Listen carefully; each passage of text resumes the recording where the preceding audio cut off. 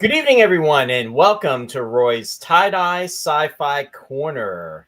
This is episode number 258, and this is our 5-year anniversary celebration of Roy's Tie-Dye Sci-Fi Corner.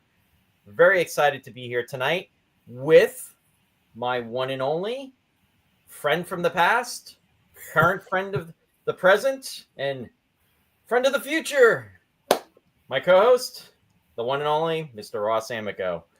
Ross, welcome. Thank you, Roy. It is true. I'm your only friend from the past.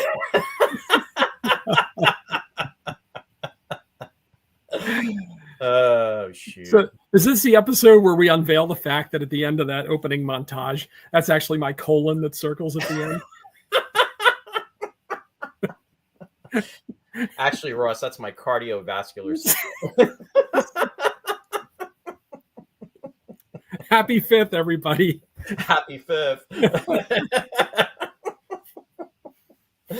Oh, shoot. Anyway, at least we're laughing, right?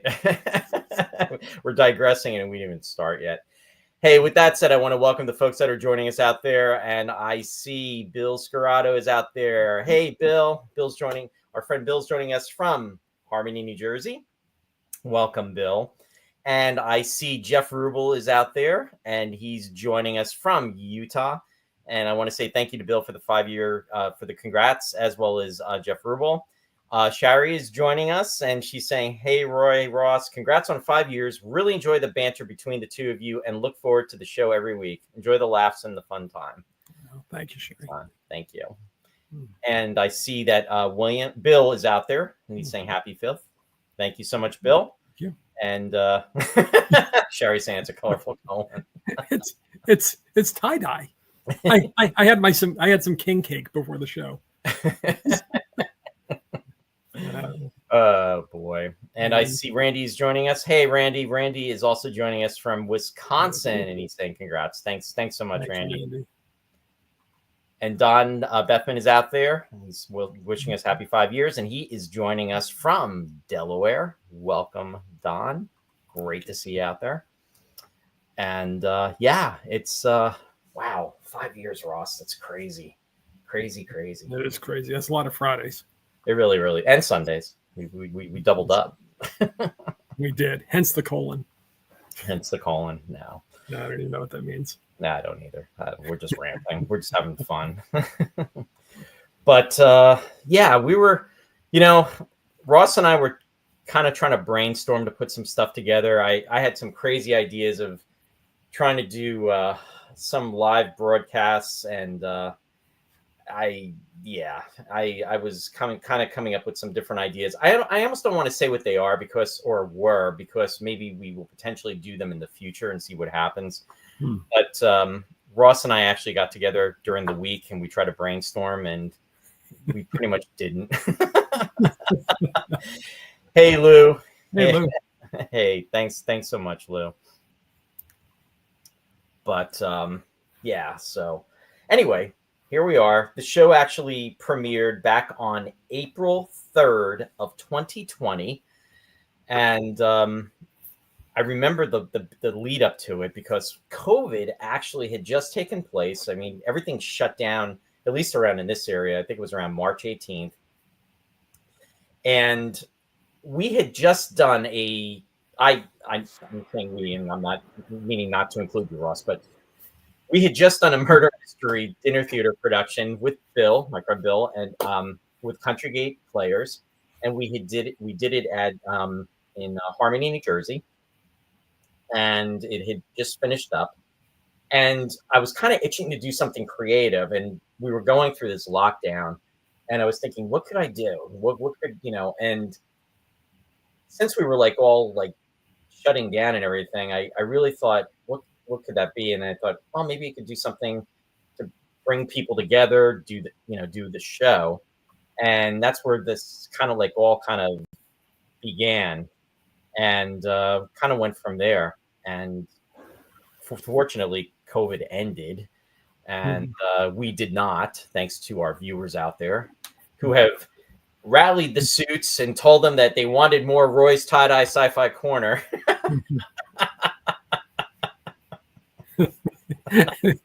As you can see, I'm cracking myself up tonight. Yeah. You didn't tell them that the show is being streamed from El Salvador. You mean from Hell, Norway? From Hell, Norway. Yeah. Hey, Leslie, thanks so much. Mm. She is at Arts Quest in Bethlehem, so very nice. So glad. Good. Hope your headache's better, Leslie. Yeah. So I hope you're doing well. And yes, and I also want to give a shout out to Victoria again. I did this on Sunday night, but Leslie had presented me with this, and her daughter Victoria had made this. So very, very nice of her to do that. And wanted to say thank you to Victoria. Very creative and wonderful work. So thank you, Victoria. We very, very much appreciated it. And it will be hanging in the back, but I wanted to say thanks again. May is joining us from Canada. Welcome, May. Well, Ross, didn't you get the memo to silence your cell phone? I know. It would figure that as soon as I'd be on here, it would go off. I think it's just going to tell me it's rain possible overnight. Well, thank you for that. So I thought maybe it was Herb. Yeah, he'll call during the show. Nobody watches. It's okay. Yeah, okay. He wouldn't know how to do it if he wanted to, though. Oh well. It was just a thought, Ross. Yeah. And for the folks that don't know, Herb is Ross's stepdad. So yeah, he's interested in the stuff we talk about sometimes, but yeah, he's not really computer literate. He knows how to do Wordle. Say what? He can do the Wordle. He can do the word games on the computer. And that's about it. Gotcha. We'll have to have him on one time, though. We still actually have to have my dad on the show. Again. Well, actually, we had my dad on the one time. That's right. He did. Was it Journey? What was it? From Earth? Destination Moon. Destination Moon. That's what it was. Yeah. Should have had Herb on for The Exorcist. That's right. He loves that movie. He's a fan. I forgot about that. Fan. He's an Exorcist super fan. Yeah. If my dad were still alive, we could do a Mega Man. Yeah, I know. And then we could actually have we can bring Jeff Rubel back on to guest co-host with you too. I know. He probably has no recollection of that night. My dad. Yeah. And how old were you again, Ross? 5? 5. Yeah. We had a Mega Man, and then before that, there was the trailers for all the Chained to Women films. The women's prison movies. Good times. What a great way to kick off our 5th year anniversary, Ross. Oh boy. With that said, let's see. Sherry's saying at least it sounded like a sci-fi effect. Jerry is joining us saying happy anniversary. Thank you, Jerry. Much appreciated. Thanks. Bill said the phone went off to remind you about the show. You know what? Bill. I wouldn't doubt it. Hey. And Deborah is joining us from Lopakon, New Jersey. She's saying happy 5 years to Roy and Ross. Thank you, Deborah. Thank you. Martin is joining us from New York, and he's also saying happy 5-year anniversary. Much appreciated, Martin. And Jeff is saying if the feed goes out, I promise I'll do a better job. That's all good. So anyway, Dave Rosh is joining us from Florida. Hey, Dave, thanks for joining us. Great to see you out there, and thank you.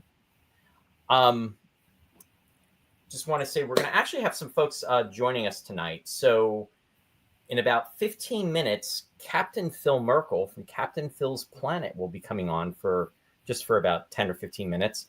And Captain Phil was actually the very first guest host that was on Roy's Tie-Dye Sci-Fi Corner, which was actually named Remembering Science Fiction Television Shows of the 1960s and 70s before we changed to this really cool title that we have today. So if you have one of those shirts, it's a collector's item. Which never existed. They couldn't fit it on the shirt. So you came up with a much shorter title. of Roy's Tie-Dye Sci-Fi Corner. I know it kind of goes into the back. It wraps around. Hey, Martin remembers. Yes, exactly, Martin. We were talking about One Step Beyond. Very good, Martin. Yes. And actually, I just shared that episode on the show's page yesterday, because April 3rd was actually the premiere date, but with April 4th being the day after and it being a Friday, I just thought it was just appropriate to go with that. So anyway. Did you notice I'm wearing a... I did, Ross. Look at that. I'm festive. I know, because generally it never happens. I'm never festive. No, I can change my sweater to a lighter blue. Yeah, I mean, you've got it going on. It's if the Three's Company had gone on to another season, I would have been the third landlord. Come and knock on my door. It's Ross Tripper. Jack's brother. Oh, man. Yeah, whenever somebody leaves the show, that's what they do. Yeah, so-and-so's brother. Yeah. Oh, shoot. Having too much fun. Martin saying the day you crashed the internet. Yeah, we had a few of those episodes too, Martin. All hail and we'll meet. Well met, excuse me. Hey, Pete. Thanks for joining us. Hey, good to see you. Sherry's saying, Ross, you need a tie-dye bow tie. I think I could rock a tie-dye bow tie. And Randy is saying, Mr. Roper, Mr. Furley, and Mr. Ross. There you go.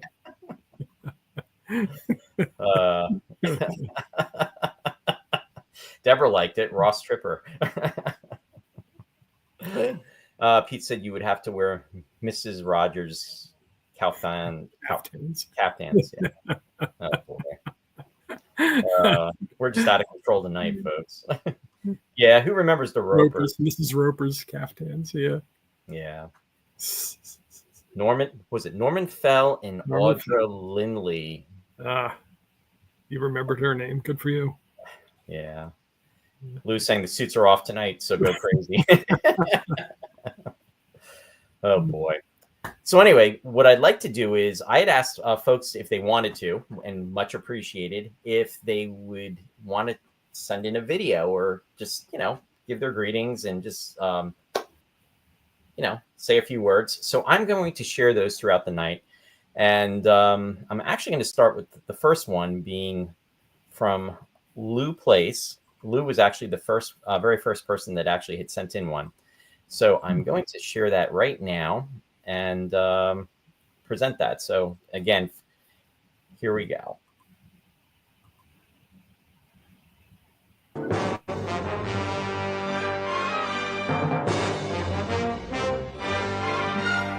Hello, Roy and Ross. Congratulations on 5 years of doing this show, and hey, it's been great.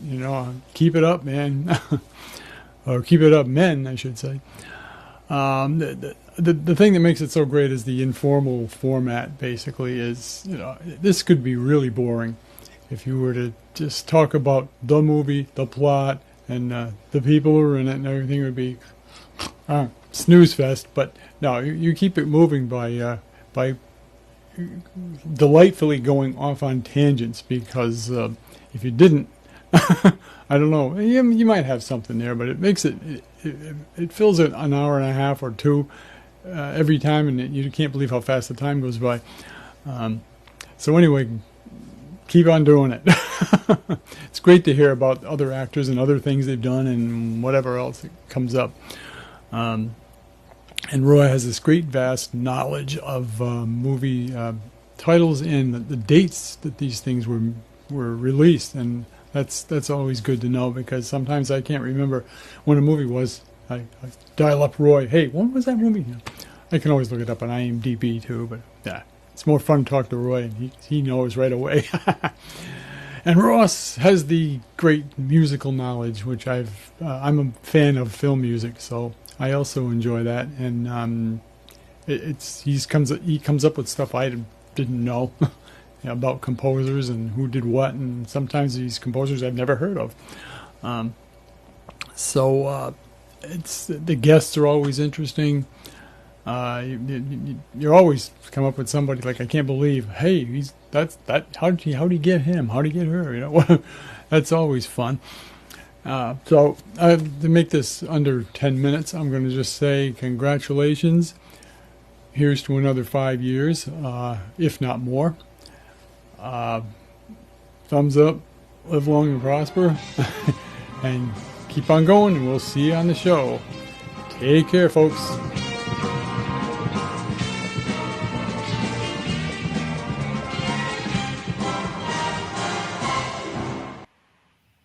Thank you so much for that, Lou. That was really, really nice. It was very nice. Yeah. Thank you, Lou. I watched your movie, Lou. Yeah, and Did you should put the link up for in that. space. Yeah, I enjoyed it. It is available on Blu-ray. Well done. Well done. It Yeah. was very You get a canned ham, Lou. Farewell, Mr. Bond.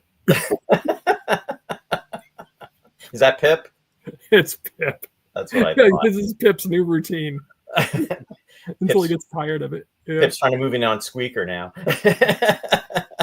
It's a coup. But yeah, that was a good video. Yeah. What are you gonna say?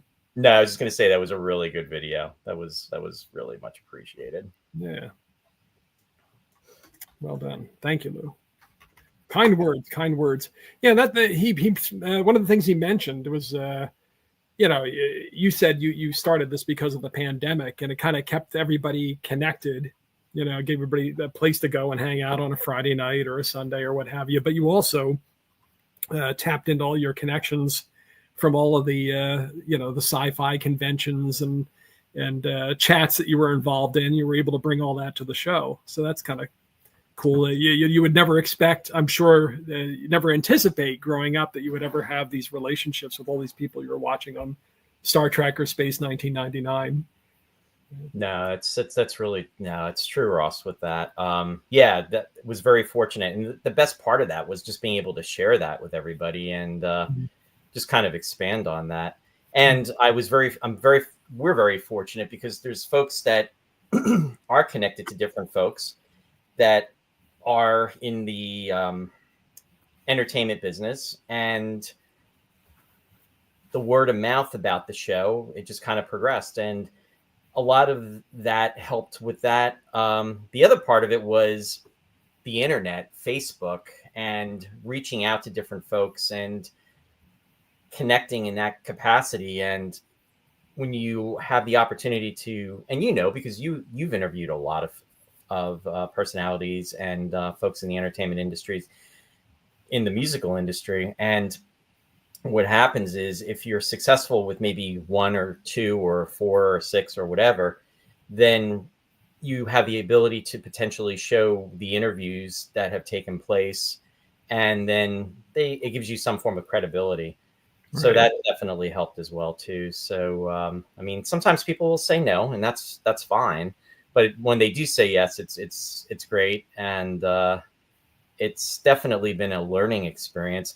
I kind of shudder sometimes when I look back at those earlier episodes too, because I like to think that things have progressed, and but again, it's just like anything else. You got to start from somewhere. So it definitely, when I look back at some of the earlier episodes, I remember the one time trying to do the whole technology thing and literally using the camera and shooting the screen just so it would be able to be broadcast. But that was what worked. And it's kind of comical when you watch it. But in fact, there was somebody, I can't remember who it was, that was watching the show and commented, and not in a mean way, but just was like laughing and said, "Oh my God, am I actually watching something where the camera is actually photographing the laptop so I can actually see the interview going on?" And it's pretty much what was going on. It's meta. It's meta. Yeah. Well, even giants started small, Roy. Well, yeah. So anyway, let me see if some of the comments are coming in here. I was seeing about the Ropers, the Regal Beagle back in the day. Yes. Yeah. Increased company. Regal Beagle. And Martin was even saying he grew up. That's right. The British version of Three's Company called Man About the House. I remember that was in the end credits of Three's Company. They would reference that. And you are so welcome, Lou. Absolutely. And thank you for the time and effort you put into that. It was very much appreciated. You get a canned ham, Lou. Uh-oh. No chicken wings and hoagies tonight. No. That unfortunately I'm not on that diet anymore. It's Lent. Yeah, there you go. That's my excuse. It's Lent. Thanks, Ross.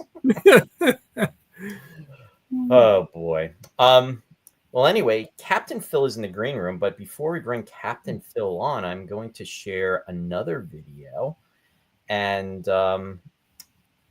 let me do that, and give me one moment.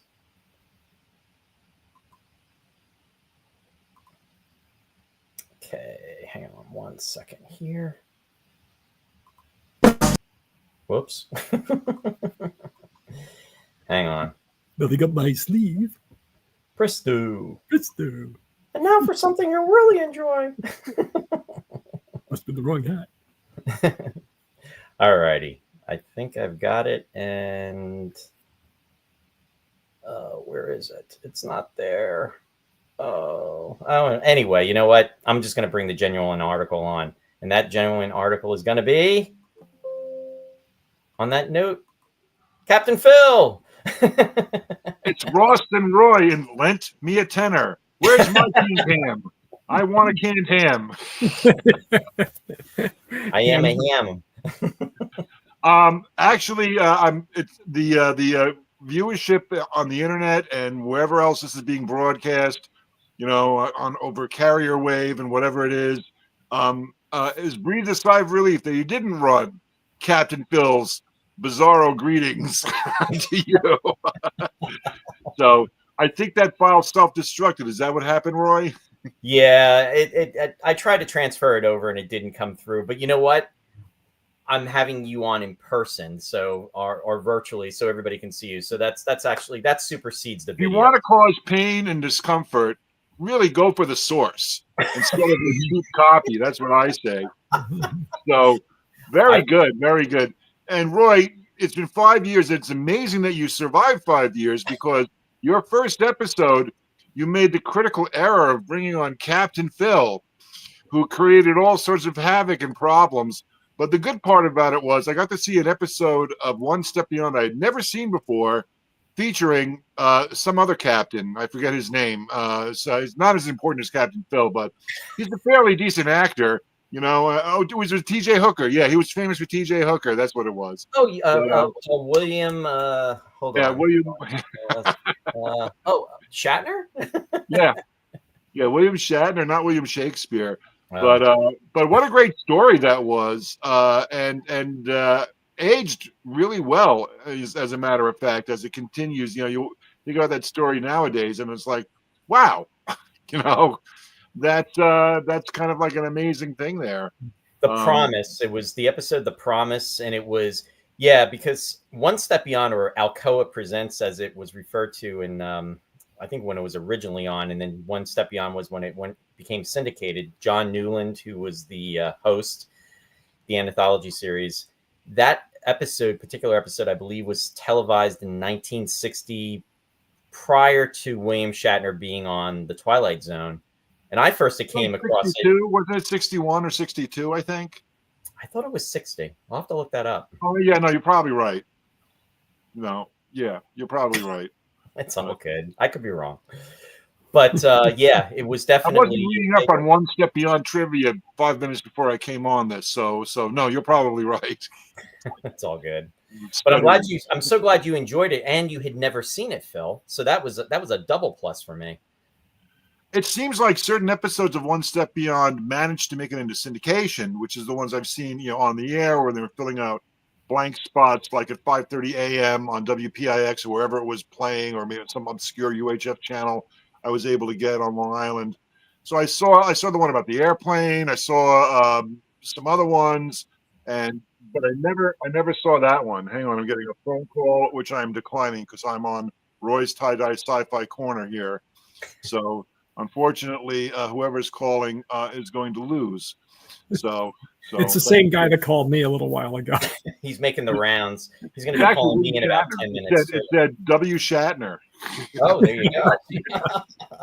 I thought it was the chat girls. Yeah. I knew they were going to work.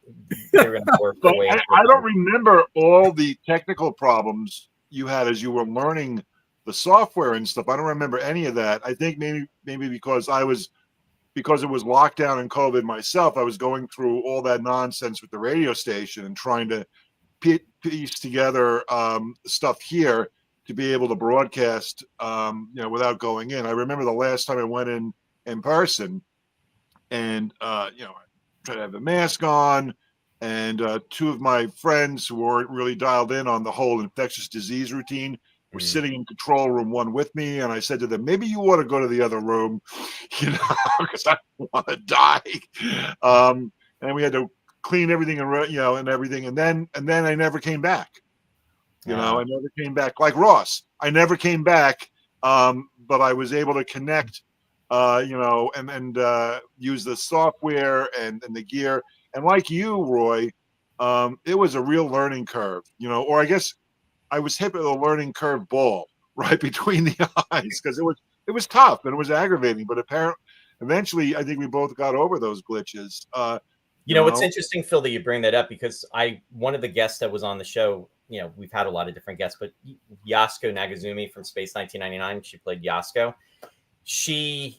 When I told her what was going on as far as doing the show and doing the interview, because we had a glitch during that, and then I caught up with her after it had been completed and everything, we got through it and everything. She's like, you don't have somebody doing that for you? I was like, no. And she was thinking, oh my goodness. She said, you're trying to host, and then you're also trying to do the, basically the board and make sure everything, the connectivity. And back in the day, it was very, convoluted. Now, Dave Rash is commenting, and he's saying, how about the time you lost power at home and drove to a donut shop or some other establishment? Yes. The show was still gone. Yeah. It's interesting that you mentioned that, Dave, because that was actually when we were doing the episode Silent Running. And what had happened was, to your point, power was out, and I was trying to think of a workaround. So what I did was I went to the local Starbucks and called up Ross on the way there, telling him what was going on. And you can actually see Ross with his COVID beard back in its entirety. And he's like the man you meet at the end of Logan's Run. With the cat, complete with the cats. Yeah. And basically latched onto their internet, their Wi-Fi, but just to come clean and just to make sure that I wasn't just like siphoning their internet, what I decided to do was go into the drive-thru while we were broadcasting and order a coffee and make it legit, and then continued broadcasting in the parking lot. And in fact, you can stream worldwide as long as you buy a medium-sized coffee at Dunkin' Donuts and what was it, a cruller or a Boston cream donut? Well, actually, it was the whatchamacallit, but yeah, it still sufficed, and and it was a good coffee. You can't make it up. But yeah, it was. If you had been in Massachusetts, you would have been able to drive from Dunkin' Donuts to Dunkin' Donuts, because apparently there's a Dunkin' Donuts every 58 feet in Massachusetts. I know that from personal experience. Yeah, this was I remember that, and it was crazy awesome, and it was stuff like that. It was a true show must go on. And when you think about it, it's for Silent Running. Perhaps somebody blocked your power because they were afraid Ross was going to sing the Joan Baez song, at the beginning of the movie. But and that was trying to do that. But yeah, it's just crazy how stuff happens. It really hi, is. Martin. Martin's saying hi to me. Martin's saying hi to you, and Shari is saying hi to you from downstairs. So hey, Shari, take care of this guy, Shari. All right, we need him. He needs to be taken care of. And it was first of all, I was kind of shocked you wanted me to do that, because I'm not really the most photogenic person in the world, not like you and Ross, who are just absolutely gorgeous. With that beard. But the other thing was it was a fun thing to do, but I'm like, I said to myself, I didn't say this. Well, maybe I did say this to you. I said, I think I'm going to F this up beyond all belief, which is, his mistakes will be one step beyond, but it was fun, and it was a cool thing to do, and it sort of like brought me into the world of streaming. Whereas, I'll do your show, I'll do Rizzo and Mary Beth's show, and then of course I learned how to, like, you're using StreamYard, but I learned how to use Zoom, and for my own purposes, because Zoom, the audio on Zoom is absolutely crystal clear, perfect. Whereas when I bring a guest on via the telephone, I still get that hum in the background. Right. So I really, really am astounded. Well, to your point, we started when that night we were doing it, I pretty much was broadcasting directly onto Facebook, and then what I was doing was I had the phone up to the mic, so that's why we didn't have this whole thing. But I think it was about 4 or 5 episodes later, we wound up using Zoom, and for the longest time, Zoom was the way to go. But then StreamYard, Warren Friedrich, a mutual friend, he started using StreamYard, and he was like, Roy, you got to check this out. You got to check it out. And I was like, I don't know if I want to change, because I was just getting used to it. And, they're always making modifications, but, StreamYard really works out well for this whole type of scenario, because Zoom is great, but it was more designed for office, where StreamYard is more for this type of communication. And it's been, I think, maybe 2.5 years, 3 years now that we've been using StreamYard, but both were effective, so no complaints. No, it works really well. It really does. And and I've tried different things. I've tried like doing these things on a laptop, but the most stable way to do it has just been on my cell phone, because I used to set up elaborate stands, for my laptop, and I would always like hit it with my foot right before going on the camera, and everything would get messed up, or the lighting would be wrong and everything. And then finally I'm like, you know what, you're overthinking it. Just stick the phone in the holder, plug in the power, log in, and let the chips fall where they may. And I think it works a lot better, because it's more natural and comfortable. Yeah. But yeah, you know what's amazing though is, like, have you guys started to run out of movies yet? No, we've got our topics, and I mean it's flowing. I mean, we've crossed, we're doing the 60s, the 70s. Sometimes we'll do the 50s. We've gone into the 80s. I mean, personally, 60s, 70s, and 80s is my core of television and movies. And Ross will definitely give you a lot. I mean, Ross, what's your favorite genre, pretty much? Genre or not era? Genre or time frame? Excuse me. My favorite era? Thank you. 30s and 40s. Oh, okay. So I was wrong on all of that. but not a lot of sci-fi from that. Well, I mean, some. Well, but... you have Things to Come. You have Just Imagine, the science fiction musical, which didn't reappear in media until Xanadu, right, Ross? I mean, was there any musicals between Just Imagine and Xanadu? Yeah. I mean, there's lots. There are science fiction movies that were made back then, but that's not what I was really thinking of, But yeah, but also the classics, Frankenstein, right? Invisible Man, sure. Exactly. Yeah. And there was some Edgar Allan Poe stuff from that era as well, I believe. Flash Gordon, Gordon, and of course, I mean the grandmother of it all, Metropolis, right? So I don't think we've done any silence, have we? No, we've never done any silence. I mean, we've touched on them, like when we did our salute on the 100th anniversary of the robot, we did a salute and we brought Metropolis into it. But yeah, that's right. I forgot about that. And that was. Have you guys ever done the Russian version of Solaris? I don't realize if you have. No, we've talked about it, but we haven't done it. No. That might be interesting. Although I mean that's a lot of I mean, if you tie it into Space 1999, that was sort of like, a touchstone for Matter of Life and Death, the second episode of Space 1999. If you ever do Solaris, you have to make Ross watch Matter of Life and Death from Space 1999, because he's such a mega fan of that show. So, so there you go, for that. It'll seem even longer than Solaris. Yeah. Yeah, actually, you are right. I'll tell you a story about Solaris. I don't know how many, and you just tell me to shut up when you're ready to have me move on. But I'll tell you a story. I was trying to date the woman who became my wife, and I totally failed. And she was like, "Get away, kid! You bother me," you know. And then I was going to Icon in Stony Brook, the science fiction convention in Stony Brook, and they were showing Solaris.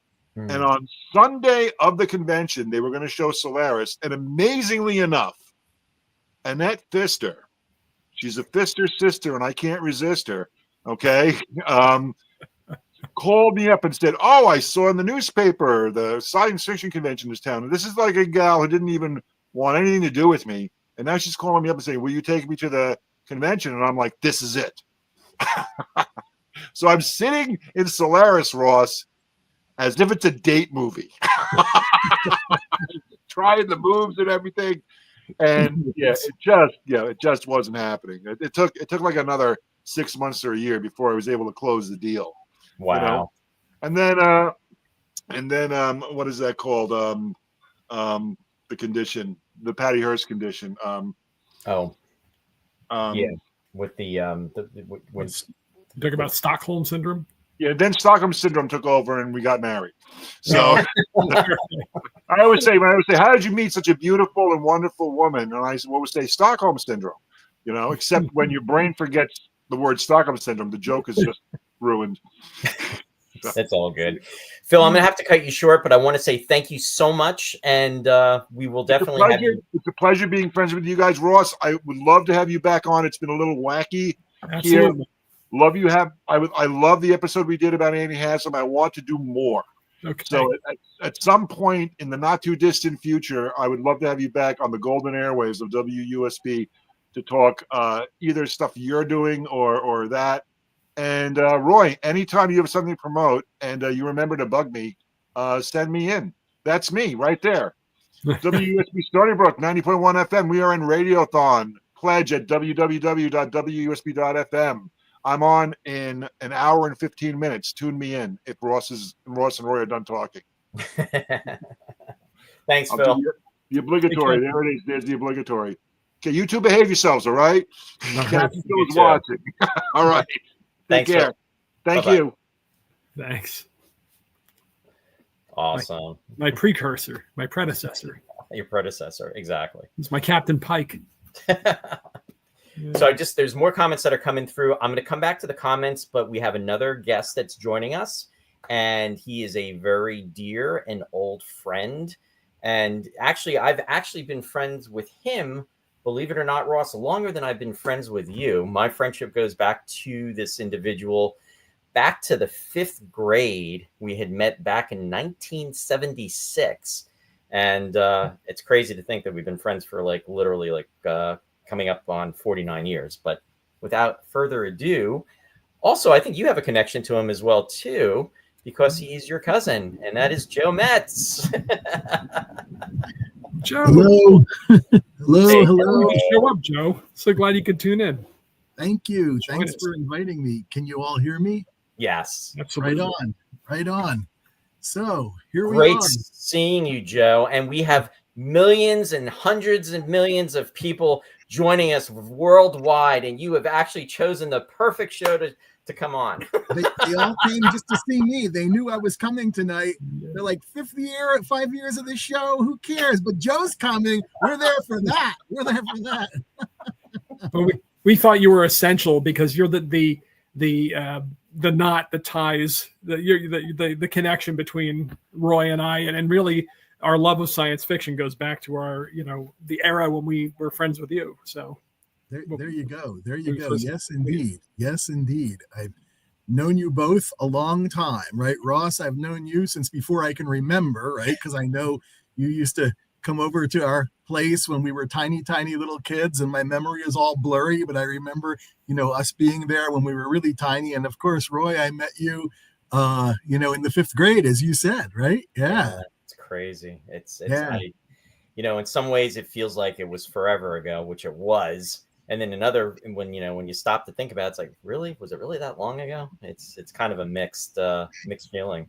And Go ahead. Oh, I was just going to say, I remember, Roy, trying to convert you to some of my sci-fi interests when you first moved to Phillipsburg, right? I was like, I just saw this movie, 2001: A Space Odyssey, and re-release. You have to see this, right? And I was like, there's this movie coming out, Star Wars. You have to see this, right?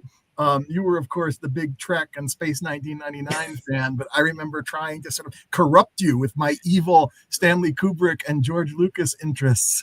Joe, I remember we were in Mr. Beelan's class. You remember on Fridays there was a model making class? Yes. And I vaguely remember having the Romulan warbird, the bird of, it wasn't called the warbird then, it was called the Romulan bird of prey, and trying to put it together and everything. And we were in that class, and it was Fridays, and I think it was the last class of the day, and we were in there, and I distinctively remember you telling and mentioning about 2001: A Space Odyssey, that it was going to be on TV and you had to check it out, and it was a phenomenal movie.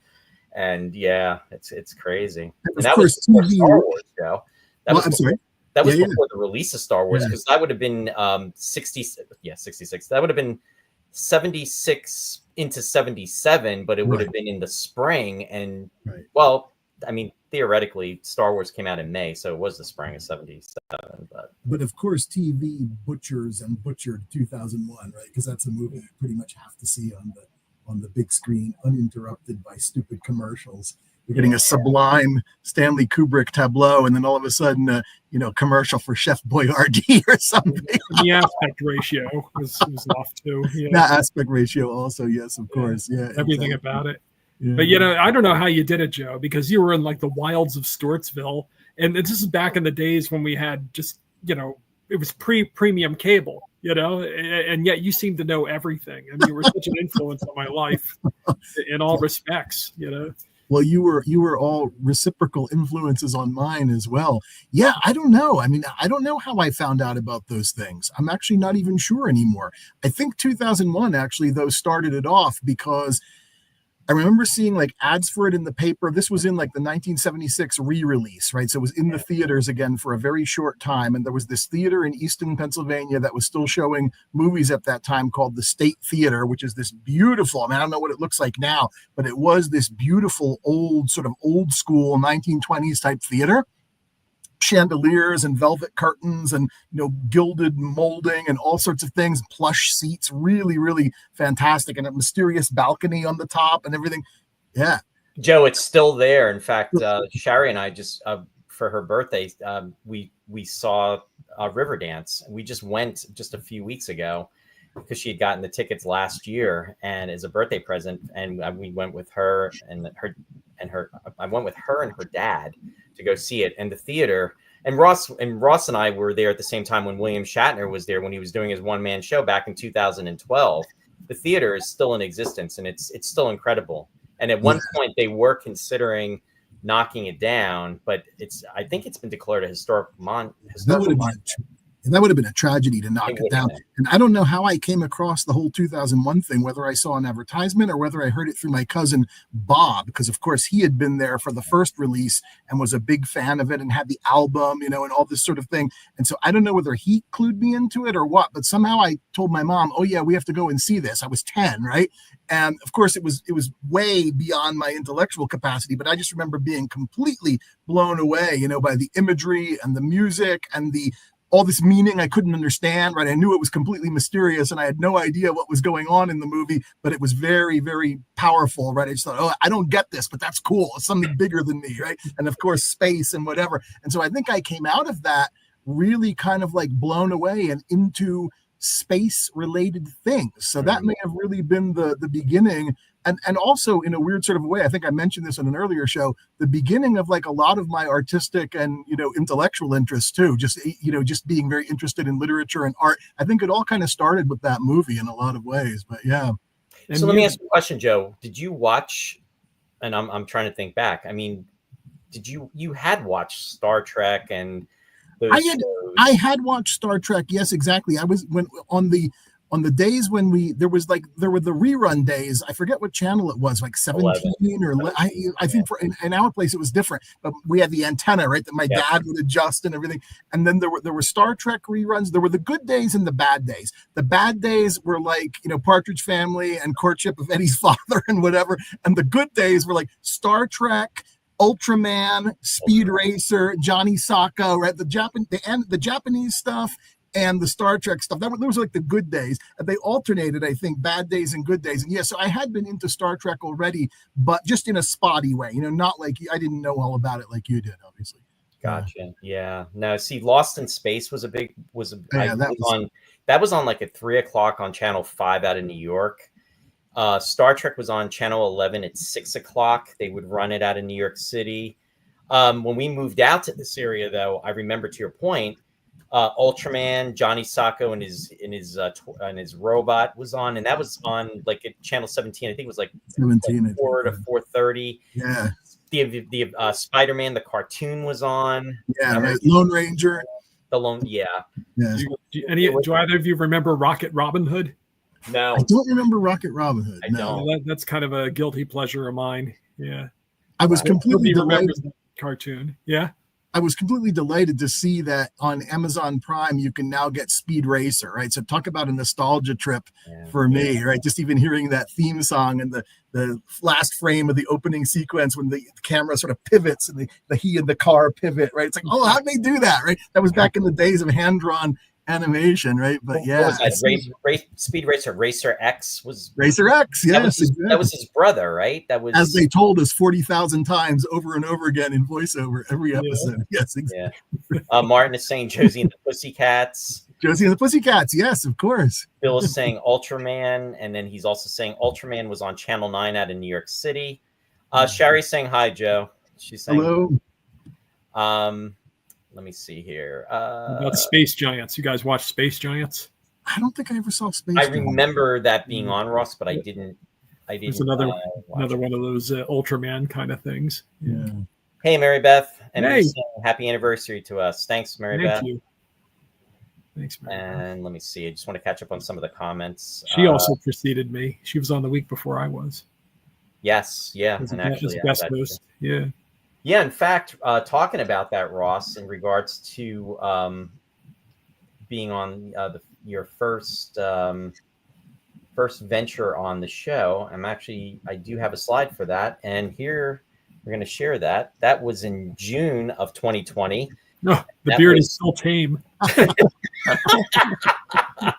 Star Crash, Stella Star. Do you remember that movie, Joe? Yes. Marilyn Monroe. Somebody. That was fun. Yeah.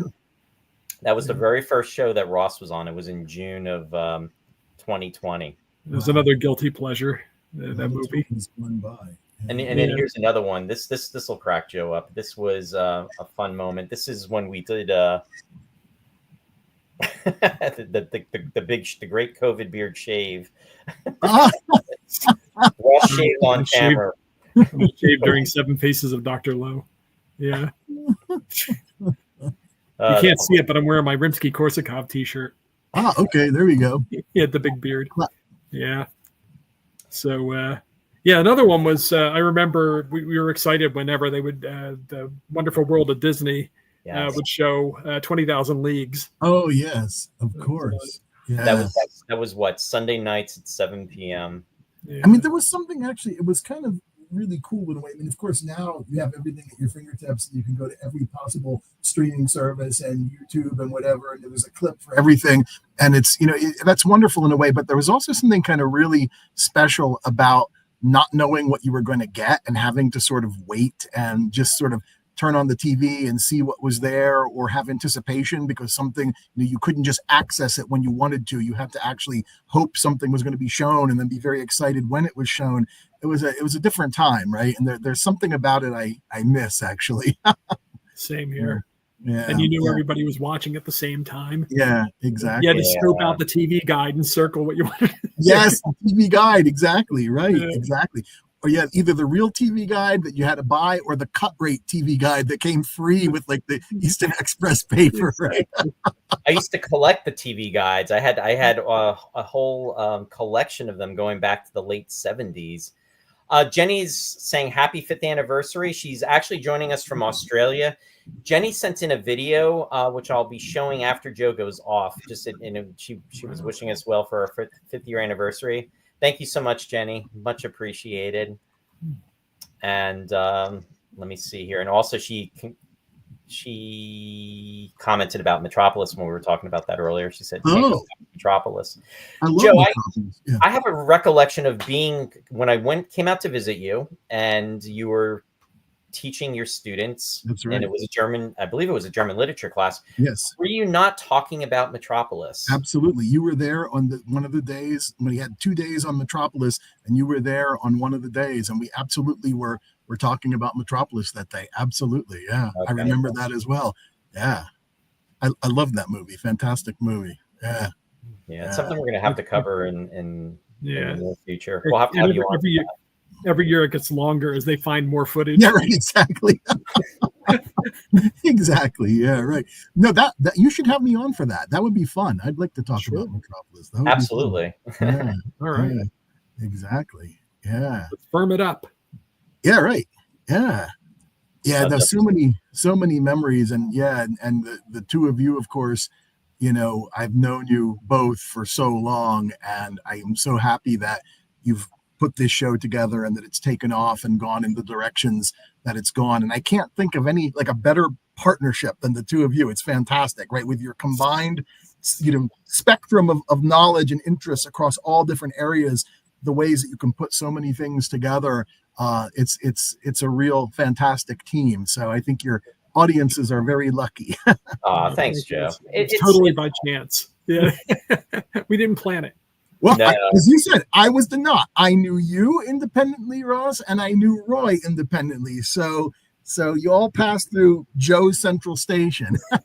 Well, Joe, I remember when you mentioned that this is probably like 1980, 81, where you said that you were going to be going to meet up with your cousin Ross, and you were going to be working on a film that he was working on. In fact, Ross had actually sent me some images for it, but I got behind. I can email them to you, or Ross can email them to you. I would actually put them up, and actually it would be kind of cool for folks to see too. Yeah. But I'll send them to you because I know you're short on time and you're going to have to go. But anyway, I will show those before the end of the show, and we'll send those to you. But with that said, I want to say thank you so much for coming on. And it's been too long since we've all been seen each other in person, and we really have to connect and in person, hopefully in the near future. We should, or at least a private Zoom among the three of us, right? That would be fantastic. Sure. Yeah. Well, we'd love to have you back from Metropolis, I think, too. Yeah. Let me know. Let me know when you're planning on doing it, and hopefully I'll be able to come. Yeah, we'll coordinate our schedules and make it. Well, as Captain Picard would say, make it so. But anyway, thank you, Joe. Thank you. And I will see you all again soon. Take care. Take care, Joe. Bye. You'll have to tell me how to leave. I don't even know how to leave. I'll eject you. It's the bamboo cane, Joe. Open the pod bay doors, Hal.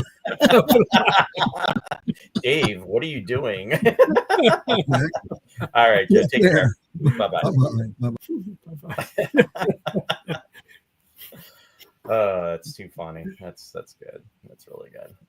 That worked out really nice. Yeah. So it'd be fun to talk with him, do a movie. Absolutely. So I'm going to bring up another video, and this was from Jenny, who is from Australia. Here we go. Jenny from Down Under saying, congratulations on 5 years of your Roy's Tie-Dye Sci-Fi Corner. Always fun to listen into and watch, and keep on keeping on. Cheers. Bye. Very nice. Yeah. Very, very nice. Thank you. Thanks, Jenny. Much appreciated. So it's what time is it here right now? It's 8.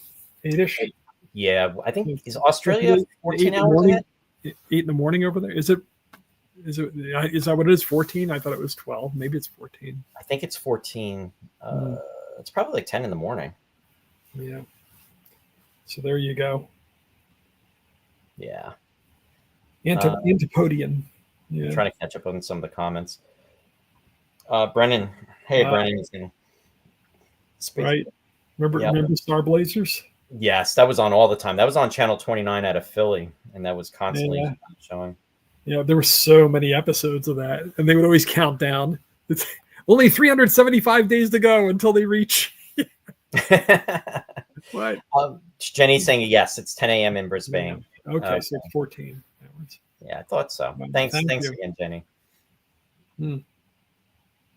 How did you meet? Did you ever meet her at a convention? Or yes, she's a Space 1999 fan, and I think the first time Jenny was at the 7. I know she was at the 19 convention, but I believe she was at the 17 convention too. So that was the first time I had met her, and she's a fencer too. She's a very talented fencer. So yeah, very, very nice person. Everybody that watches and comes on, we were very fortunate to have so many nice people that tune into us, and it's very much appreciated. But here's a movie, and I don't think Linda's out there tonight, but Zardoz. Zardoz, sure. That was great fun. I had to rush out and buy it after we talked about it, because I'd seen it several times before over the years, but after being, getting that close to the movie, I absolutely had to own a copy. So, oh, Jenny's saying no, it's just 2019. I'm sorry, Jenny. Okay. Yeah, general anesthesia, GA. I'm still recovering. But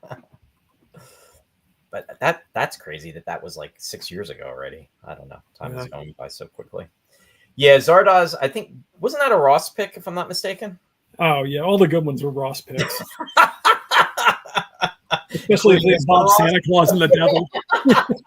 Yeah. That was right on cue.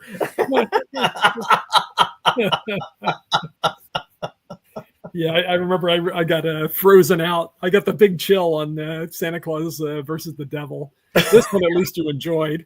This one made it through. Yeah.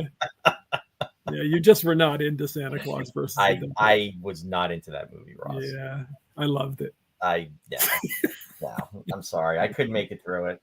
That was a little divisive. I understand. Yeah. Oh boy. Don saying John Borman recently released the 50th anniversary edition of his novelization of Zardoz. Wow. Well, he's dead, isn't he? Am I thinking of somebody else? Maybe I'm thinking of Ken Russell being dead. Is Borman still alive? Gordon's alive?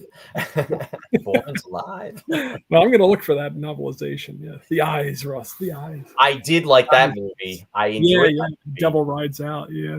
That's back when you still had faith in me, because I picked a few that you actually enjoyed, and then I softened you up and I did Santa Claus versus the Devil, and that was it. All the trust went out the window, Ross. Yeah, I know. I think this is probably the most I've ever laughed. I mean, oh my God, that was so funny. Those conquers the Martians. Yeah, that was the good times. I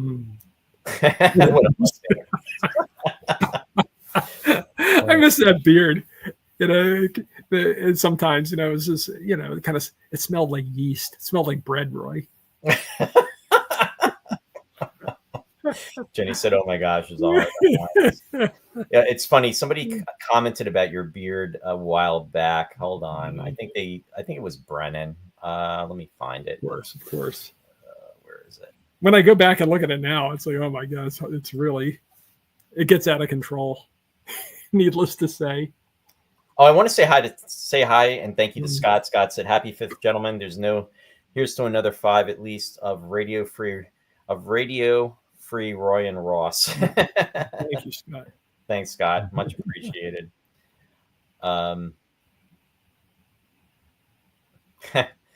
Jeff Rubel said, "Be careful when you strike a match near that beard, Ross." It's all asbestos. It looks like I crawled out of like a spider hole. I was like in Saddam Hussein's spider hole. and I climbed out, and I was your co-host. Oh shoot, you can't make it up. Post-apocalyptic Ross. Oh boy.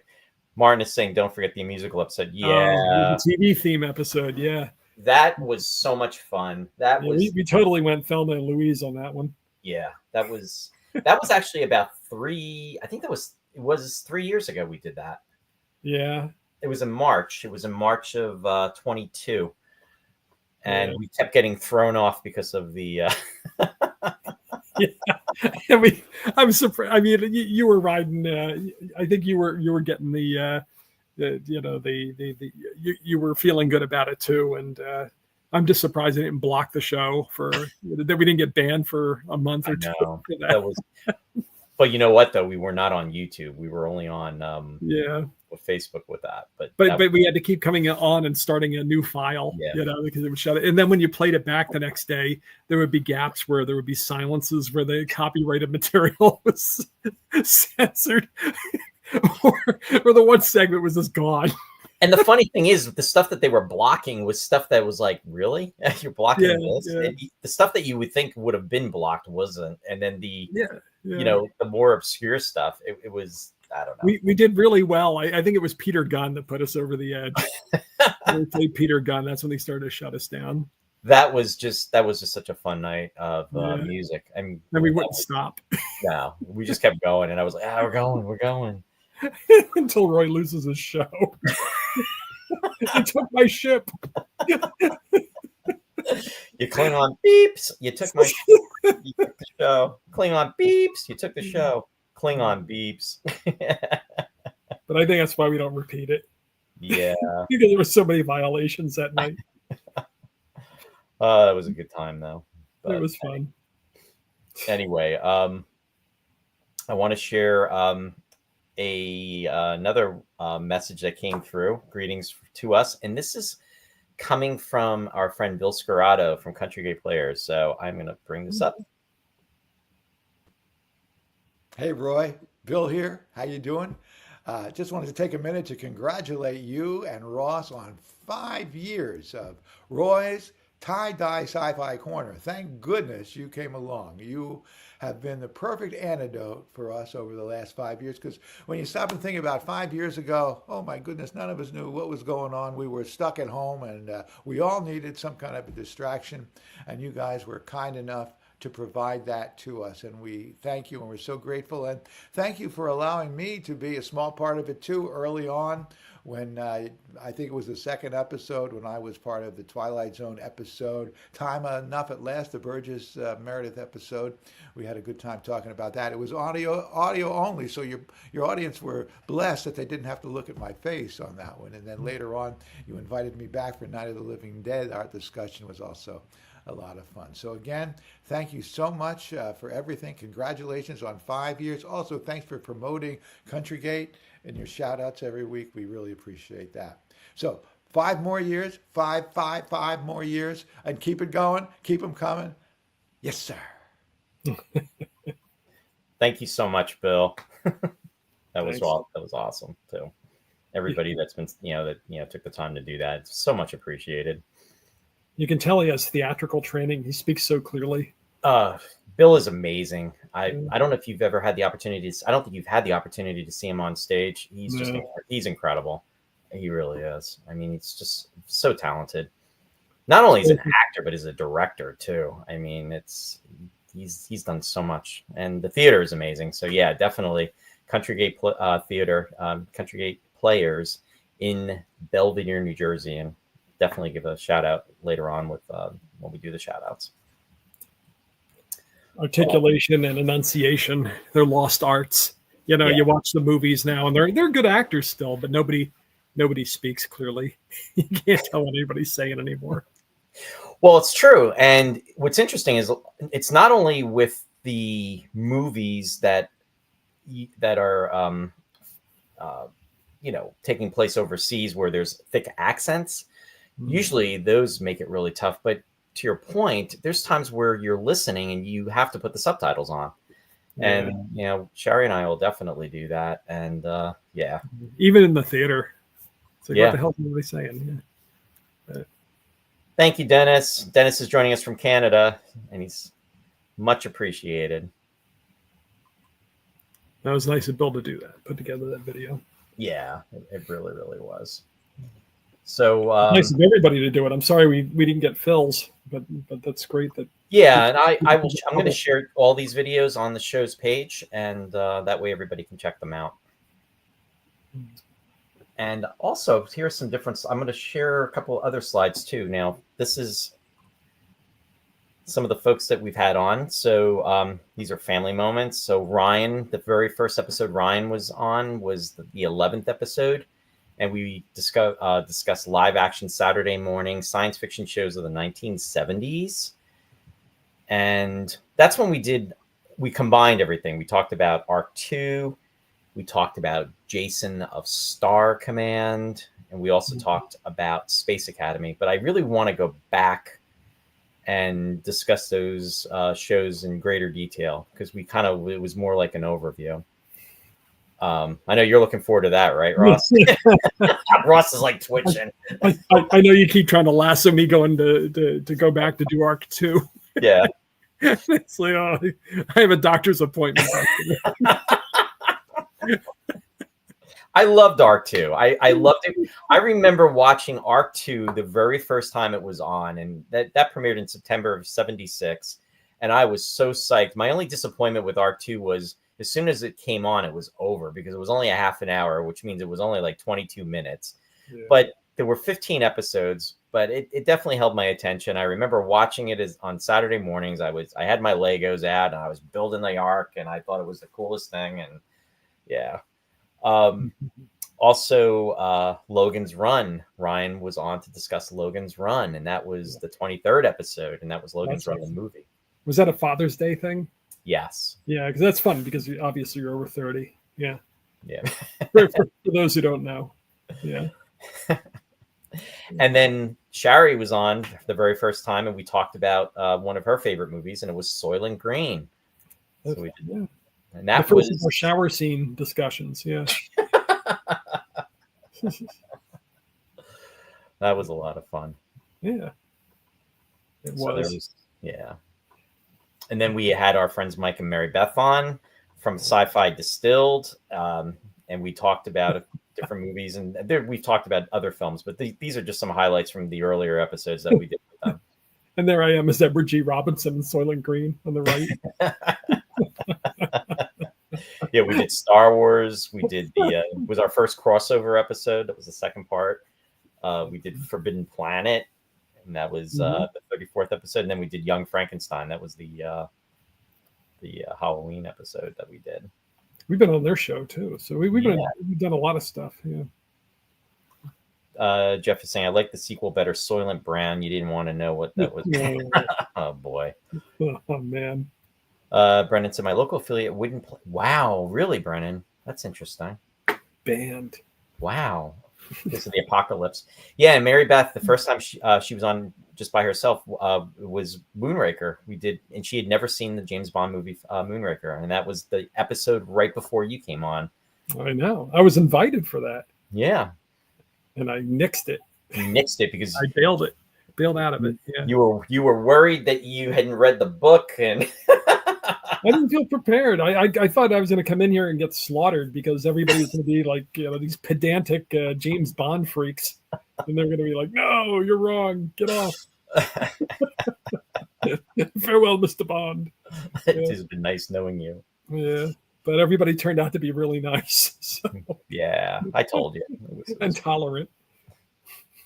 But this was a really fun moment. This was an exciting time. I mean, and having Brian Johnson, I mean, Academy of, I think he was the first Academy Award winner on the show, special effects director. I mean, my God, space, Empire Strikes Back and Aliens, and then of course Space 1999. My God, and then also he was involved with 2001: A Space Odyssey as well too. Mm-hmm. But so informative and just such a nice person. And as you were saying earlier, Ross, he's a part of the Space 1999 community. When I was in London for the convention in September, one of my biggest regrets was I I was walking past, and we made eye contact, and he said, hi, Roy, and I was like, hey, Brian, and it was just so busy, and I didn't get to go back to talk to him, and it just, I was really bummed about that, because he's just, it's just such an amazing guy. But yeah, really. Some interesting guests, some amazing guests. We had Gerald Fried, the composer. Do you ever see him? I see you looking around. There he is. Here? There he is. There he is. Yeah. We're lucky to have him. He did so much, Ross. I mean, of course, he was responsible, and for the folks out there, in regards to Star Trek soundtracks, but he composed so much in regards to television, TV episodes, TV themes, and episodic television. He did a lot of Gilligan's Island, which was really surprising. Right. Well, he was a working composer. And Roots. I mean, he did Roots, with Quincy Jones, but apparently Gerald Fried did most of the heavy lifting. Quincy only worked on the first episode, I guess. Wow. So there you go. You didn't have a higher ratings champ than Roots back in the day. No, not at all. And it's gonna lead me into another video I want to share. Another person that sent in to us, and that's Edwin Thrower, a friend of the show. Edwin's been wonderful. I mean, it was because of Edwin that we actually got to connect with Gerald Fried. So again, thank you to Edwin for that. And he's been, really supportive in regards to different folks that, he's pointed in the shows, to our direction. And I want to just share his video to us as well. So let me do that right now. Cue it up.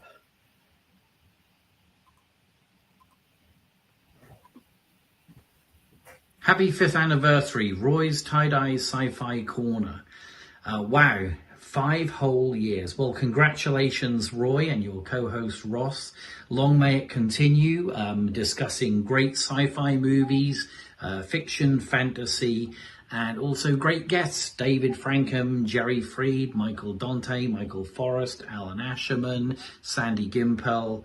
And I look forward to many, many more. That's just to name but a few. And as always, all roads lead to Star Trek. Thanks, Roy. Carry on. Oh, that was really nice. Thanks, Edwin. I don't think he was able to be out there tonight because he was, and him and Rachel, his wife, had an engagement to go to. But yeah, he sent that in. So thank you, Edwin. Yeah. Much appreciated. Let's see. Brennan said Brian Johnson special effects were so terrific. I sure miss his model work. Yeah. Do I miss model work? Yeah. There was so much romance to that. When we were growing up, that made me want to get involved in the movies. Just seeing all of that stuff. All the solutions they'd have to come up with to make these things work. It wasn't just building the models, but filming them convincingly. And now it's like all gone. Yeah.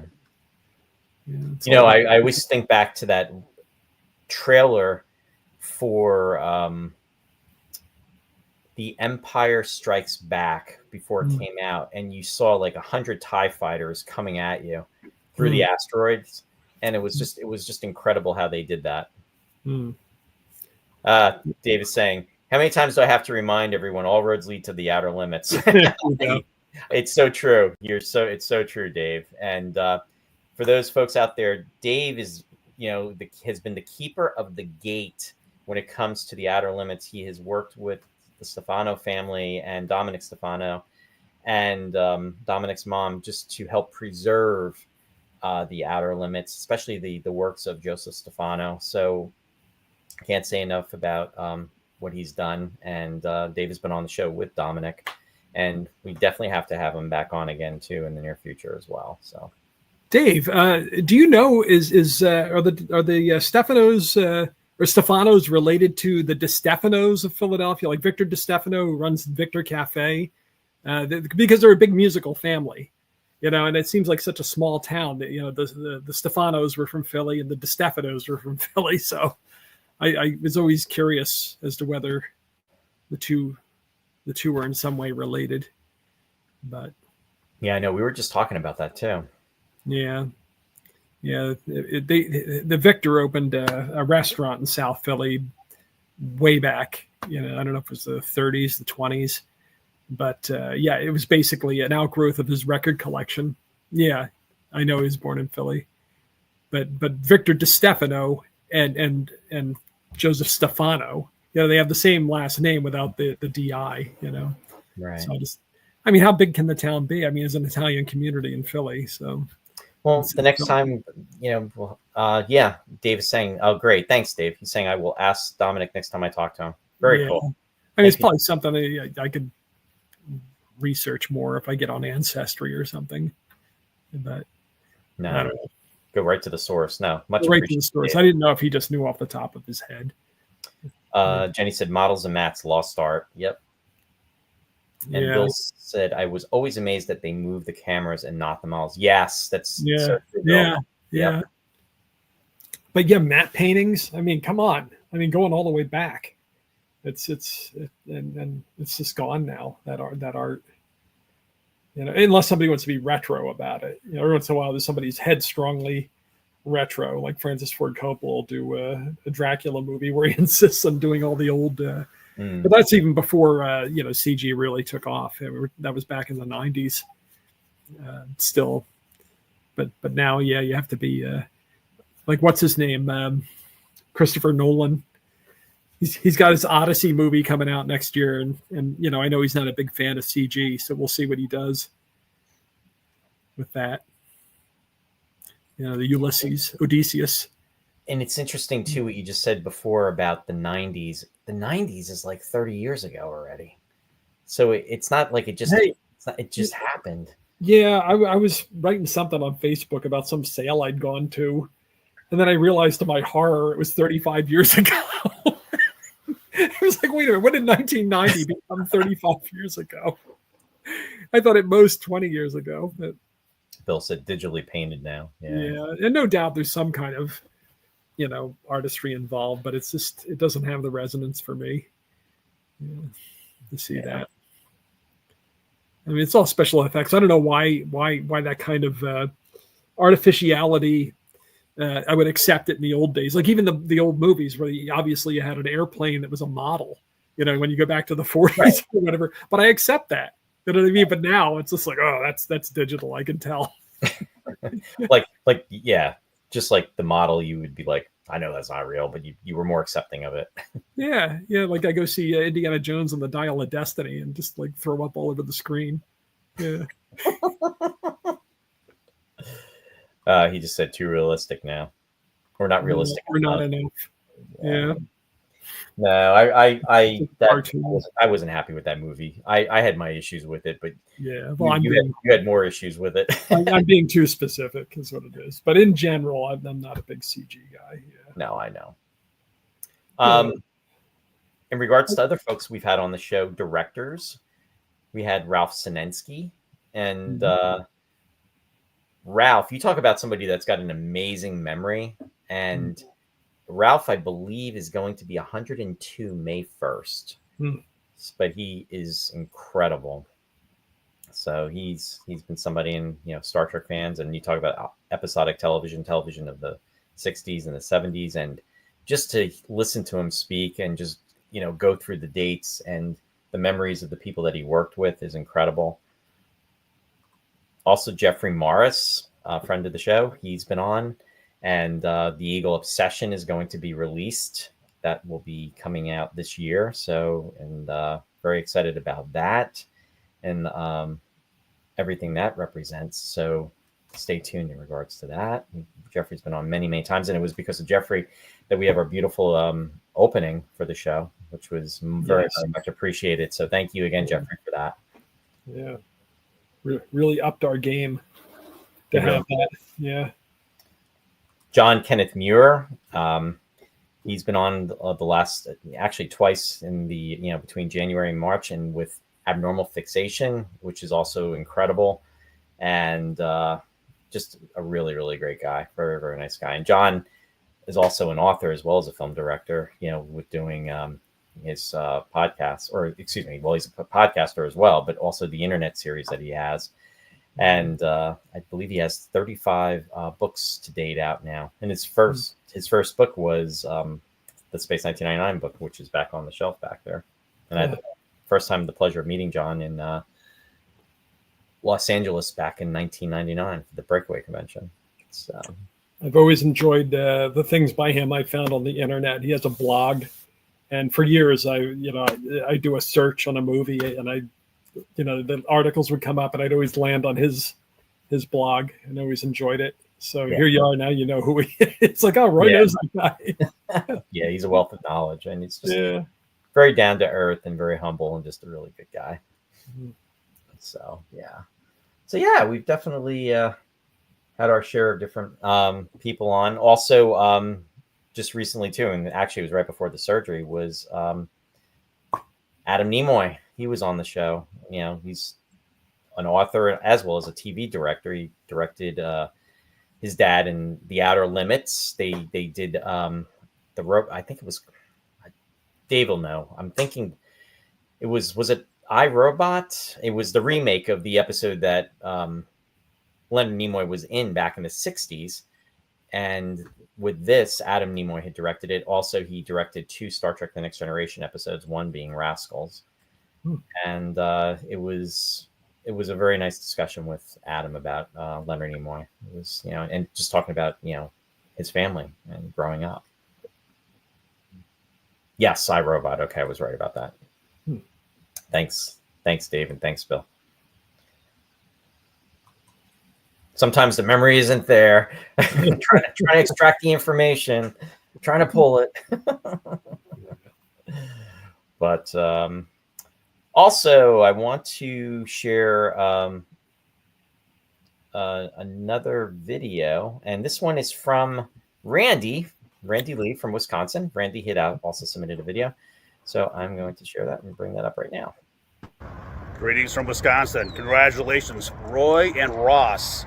I'm coming at you live from the Mars Cheese Castle, where the cheddar hits the cosmos.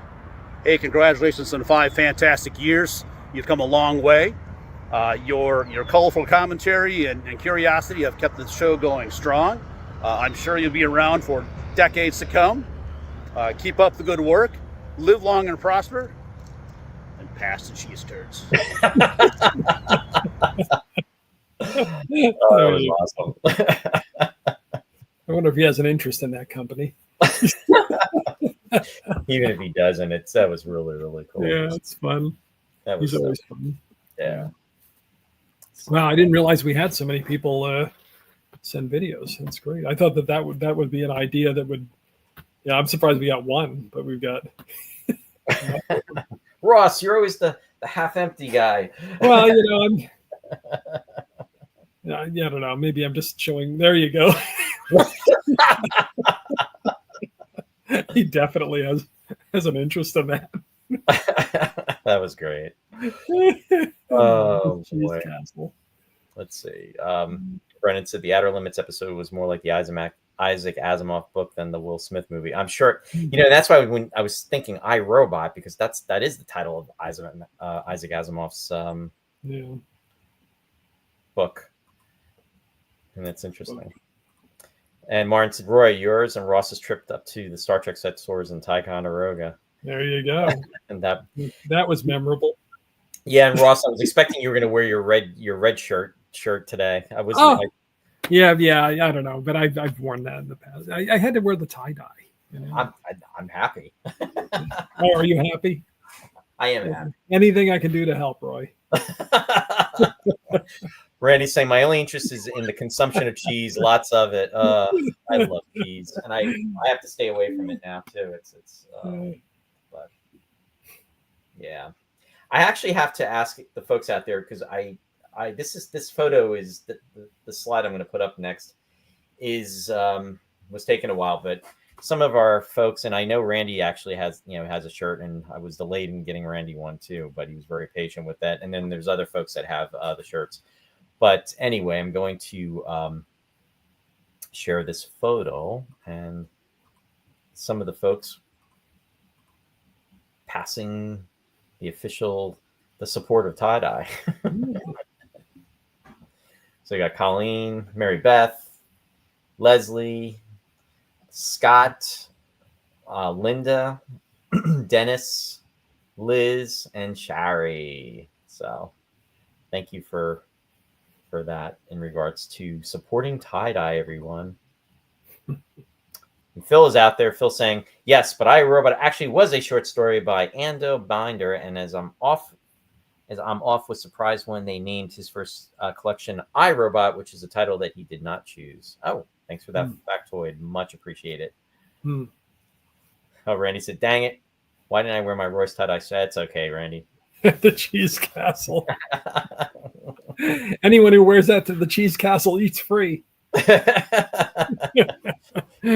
Asimov's I, Robot was a compilation of short stories he wrote and published.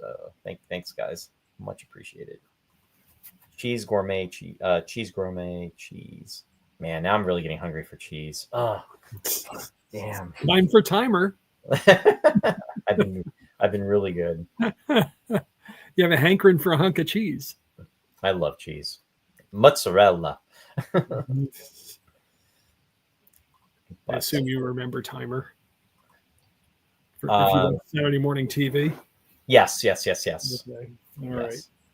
Good. I'm glad it wasn't wasted. Not that time, Ross. I want to show another. I'm going through the videos here. Now, this one is from Warren. Warren is not out there, but. Hey, guys, and everybody out there, Roy and Ross in particular, I just figured I'd chime in and wish you guys a very, very happy anniversary. This is remarkable, outstanding, phenomenal on so many levels, guys. I really, as we all do, we appreciate all of your time and effort. And I can't tell. Listen, Roy and I've been doing the newer podcast here for a few months now, and I mean, I truly appreciate what goes into everything you do as well. At the same time, all I can say is 5 years. You guys nuts? Like, wow! Come on, like. But no. Listen, I remember those good old days as well, and you guys have come a long way. I remember the very first few shows, and I was even a guest on an early episode I co-hosted once upon a time, and we covered UFO, Roy. So. But yes, a lot of changes, all for the better. And back in the day, because I mean, it was even during pandemic when you started up, Roy. I remember it was like you virtually had to like be off camera, like cranking the handle, to generate enough power, and you had to sort of position your computer in a particular way to get proper reception and things like that. But no, listen, you guys have made some nice changes thanks to StreamYard. And so listen, I wish you guys all the very best and another 5 years at least, and we will see you both very soon, as well as all the best to everybody out there viewing tonight. Bye-bye. Thanks, Warren. Thanks. Yeah. And to be clear, yeah, I mean, my anniversary on the show isn't until June, so you did have a bunch of people come on and do these.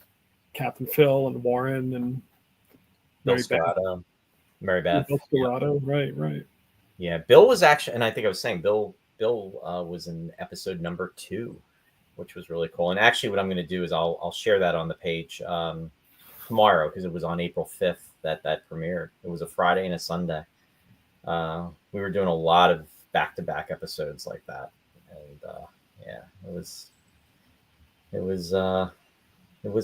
fun and a lot of research, a lot of work. I remember somebody out there earlier mentioned Star Lost, and I did that with Bruce, and Bruce is a friend from the Star Trek group, and I watched every episode of Star Lost. Wow. That's all I'm gonna say. How many episodes are there? There was I think there was 16 of them, and they were an hour long. And do you know who Cordwainer Bird is? Yes. Why can't I place it? But yes, I. Harlan Ellison. Yeah. Oh, yes. Of course, that's his pen name. Yeah. Yeah. Right. Yeah. Yeah. Yeah. So that was his series. Yeah. Well, he was trying to distance himself from it after that because. Yeah. And then also, Doug Trumbull was involved with that. Oh, right. In the beginning, but in I watched. You good? I was going to say it was with the I forget that camera that they were using. What that was called. Mm. Go ahead, Ross. I didn't mean to interrupt. No, it's a tangent. But I watched every episode of ISIS.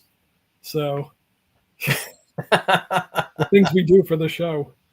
Yeah, and we had and thanks for the reminder of that. I mean, we've done 200 and over 250 episodes of this show. So what I should do is, instead of going back to the beginning each time, probably maybe just do a continuation for celebrating the year.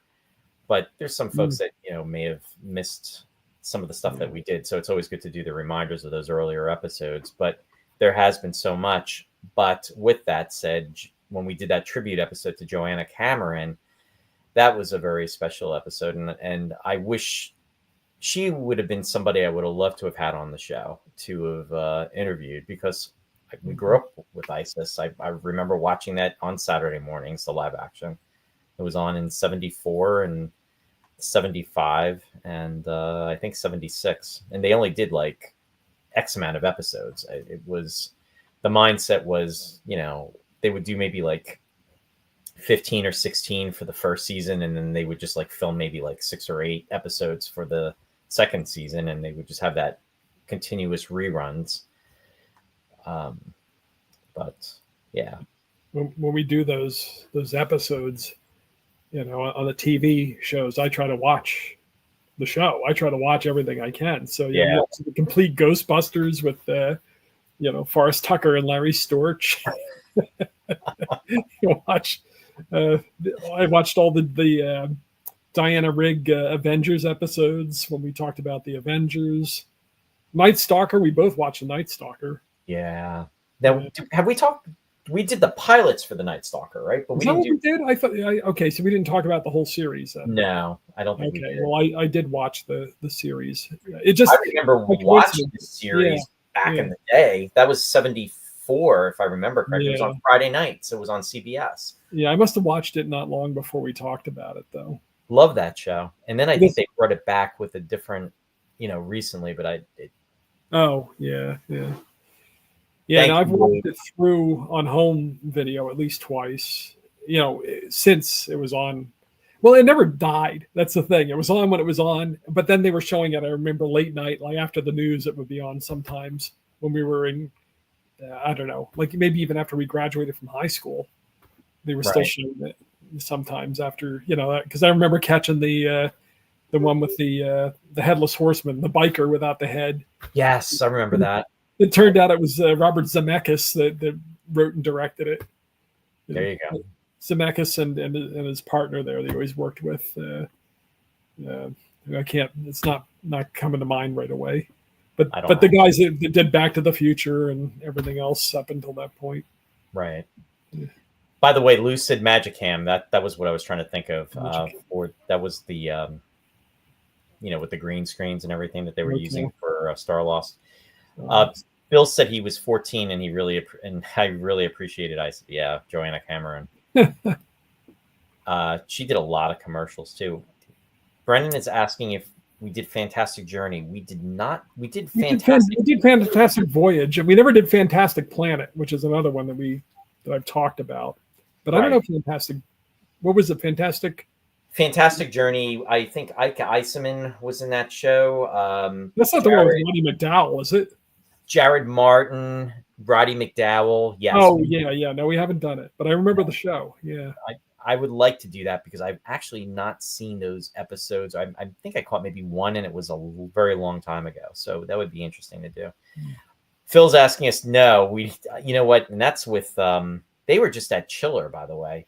He's saying, I don't remember you guys ever doing Electro Woman and Dinah Girl. No, we didn't. We definitely didn't do that. And they were both there at Chiller. That's Deidre Hall for the fans of Days of Our Lives. The New Avengers and Joanna Lumley. She was actually at Joanna Lumley was at was it Saturday Nightmares? No, not Saturday Nightmares. She was at a convention that I went to. Sam J. Jones, Flash Gordon, back in 22, and it was in Maryland, which is like not too far from us. It was maybe like a 3-hour drive to get there, and Joanna Lumley was there. But no, we have never covered that either. So yeah, some other stuff.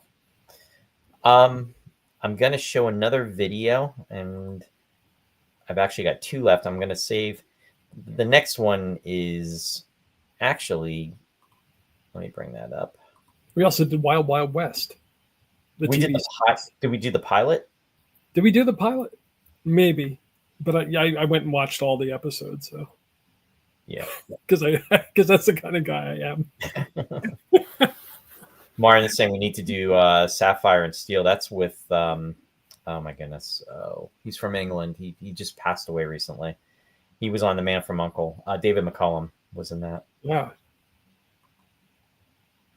Okay, and this is Ryan, my son. What's up, everybody? I just want to say congratulations on a 5th. What's up, everybody? I just want to say congratulations on a 5th anniversary for Roy's Tie-Dye Sci-Fi Corner. For those who are not aware, I am Roy's son, so I guess I'm not in the corner, I'm just in the room. But it's been amazing watching what you and Ross have been able to put together, Dad. This is an incredible piece. I hope that the 5th year is just a prelude to the 6th, 7th, 8th, etc. Big 10, 20, 25. You gotta keep going because you gotta get to 30.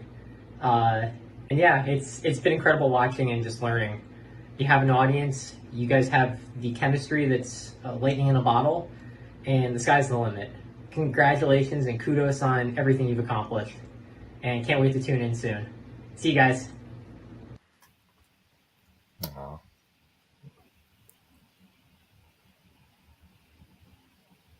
Well, it's inspiring, but also humbling. I can't imagine. I mean, when I get 30 more years, it's like, I start to freeze up. That was really nice of Rye. Yeah, he's a good guy. He really is. And then the last video I have, he's been on a few times. Right? Yeah, he's been on at least 3. I mean, we're talking about whatchamacallit, the Saturday morning shows. We were also talking about when he did Logan's Run, but he was also on another time as well too. Yeah, and he was on with us together. I think we did the original Ghostbusters, or yes, the Ghostbusters with Forrest Tucker. Right. You're just mentioning that. That was fun. That was And I want to share Shari. Shari had made a video too. Ross, hi Roy, how are you guys? Happy anniversary. Wow, 5 years. How was that possible? 5 years. I'm videoing from where I pet sit, and there's mist on the river. Don't go into the mist. I remember 5 years ago, Roy, when you started the show, it was very antiquated. I had to sit on the couch for 2 hours and not move while you did your show because you were in a spot where I couldn't go back and forth. Of course, the cats could go back and forth, though. We have a lot of video of the cats on your show. Anyway, it's been really fun, and I really enjoyed being on the show, doing Soylent Green and Dracula and Galaxy Quest. So thanks for having me on your show, and keep up the good work, and happy 5-year anniversary. Live long and prosper. I do remember that when she couldn't cross so where she could be seen. Nah, Shari's been very supportive of me doing this, and and she helped me with coming up with the title of the show too. So that was a big part of that. So yeah, it's oh boy, 5 years, and here we are, Ross. And as you said, we're gonna have to do we'll do a special 5-year anniversary show for you when you're. I mean, it's 5 There we years go. we're celebrating, but That's right. So start sending your videos in now. More cheese videos, please. Oh shoot! Yeah, that'll be in June.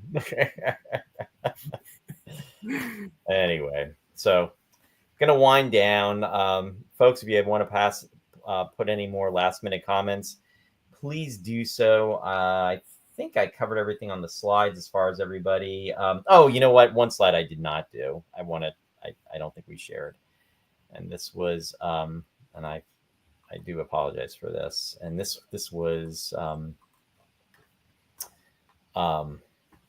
again, authors and friends. David Hirsch, Starlog magazine, and he was on the 15th episode. David has become a friend. I was very fortunate to connect with him because, again, as you mentioned, Ross, about Space 1999 earlier, with connections, when putting together that convention, the first convention in 2017 with Todd and Gordon, one of the things I wanted to do was I wanted to make sure that David Hirsch was going to be at the event, and I had reached out to him. And that, again, Facebook is, Facebook Messenger has been a wonderful tool. And David, I had the opportunity to talk to probably close to 28 years ago. It was in 87. Well, actually, it's a lot longer than that. My God. 1987. What's that? 38 years ago? I'm saying 28 years ago. And I got to connect with him because of Lou. And Lou had known him from the Space 1999 conventions and had his number, and I was able to reach out to David. David was working at work when I called him, and he was like, I'm at work, but give me a call at night and we'll catch up. David didn't know me from Adam, and I got to speak to him for almost like 3 hours. And this was back in, like I said, around 87, 88. And we talked about Space 1999. And then I had not spoken to him in fast forward to 2017, reached out to him about the event and couldn't be more gracious. And he came to the event and brought a lot of his collectibles. And for the folks out there that have been at the Space 1999 conventions, he has the working comlock that was used in the series. He has Eagle 11, which was used in the end credits in 1999, but just very, very gracious with the fans, happy to share, and very knowledgeable. And he was there back at the days of early Starlog. So it was very, very cool. But anyway, I wanted to mention him. Mark Cushman, if you have the, for the folks out there, these are the Voyages books, as I'm using it to support some stuff. But these books, he was on the show and back in June of 2020. And then also we were just talking about, with Dave Rash and Dominic Stefano have been on several times. And Dave has actually helped with producing the books that are in the back shelf as well. So, and then also the scripts. So just wonderful friendships and relationships that have formed because of this. So definitely wanted to share that. There we go. Then anyway, as we wind down, if you have any last minute comments, I'm going to go to the shout outs and then we'll come back. And before I do that, I see Jenny said, again, huge congrats to you guys for a fantastic community show. Always entertaining and informative and a bunch of laughs. Well done. Keep on. Keep on. Thanks. Thanks so much. Thank you. Much appreciated. Hey, and there's Linda. Linda's out there. Hey. No worries, Linda. Thank you. Canada. Much good to see you. David's saying thank you for yet another delightful evening, Roy and Ross. Be well, my friends. Oh, thank you so much. Be well. All righty. So let me do this real quickly. And Linda, you missed the Zardoz. If you're still out there, you missed the Zardoz reference. Yeah, but you know what, Linda? This is for you, Linda. There you go. Zardoz. Never forgotten.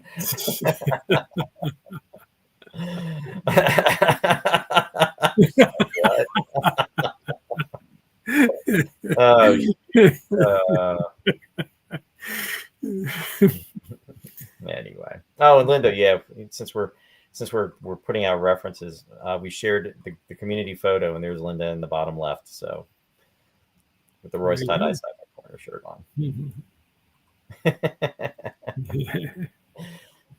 She's cracking. Anyway, all right, going to the shout outs. So I just want to give, again, a shout out to our friend Bill Scarrato for Country Gate Theater, Country Gate Players in Belvedere, New Jersey. The show that is going to be taking place between the performance dates of May 31st and June 8th is Death of a Salesman. So if you are in the area and you would like to get information as far as tickets, go to www.countrygate.org. Also, Bill does have his own website, which is www.billscarrato.com. Check it out. And again, the dates for the show are between May 31st and June 8th. So that's coming up. Also, I want to give a shout out to our friends Mike and Mary Beth for Sci-Fi Distilled. They are on Wednesday nights, and they are on at 7 p.m. Eastern Standard Time. I actually had asked Mary Beth what they were doing this week, coming up this Wednesday, and they are not going to be doing a show this coming Wednesday. They will be, I guess Mike's going to be away, but what they are going to be doing when they come back is they will be doing another season 1 review the week after of Andor, and because season 2 is going to be kicking off on the 22nd of April. So check them out, Mike and Mary Beth for Sci-Fi Distilled.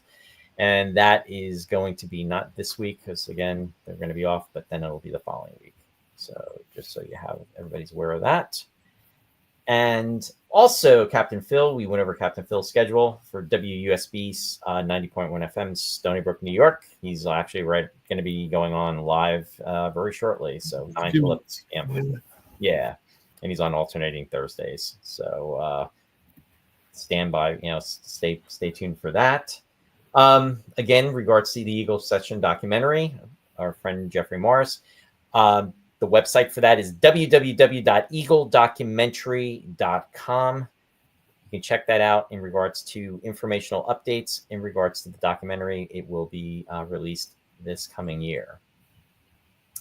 Also, in regards to Abnormal Fixation, the Kickstarter is still in progress. This was launched March 13th, and we were talking about John Kenneth Muir with his internet series, which was something I very, very much enjoyed. John was on about maybe 3 weeks ago, and he was on with Chris and Alicia. So go to the website. Definitely check it out. They have a Facebook page with Abnormal Fixation. And if you'd like to help contribute to the Kickstarter, they are accepting any type of donation. This is to help them with their second season. And the cutoff is going to be April 11th, which is going to be, I believe, a week from today. So just be aware of that.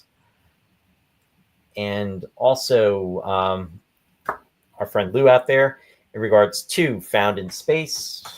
And it can be streamed online on YouTube. Lou, if you want to put the URL in the comment section, please do so.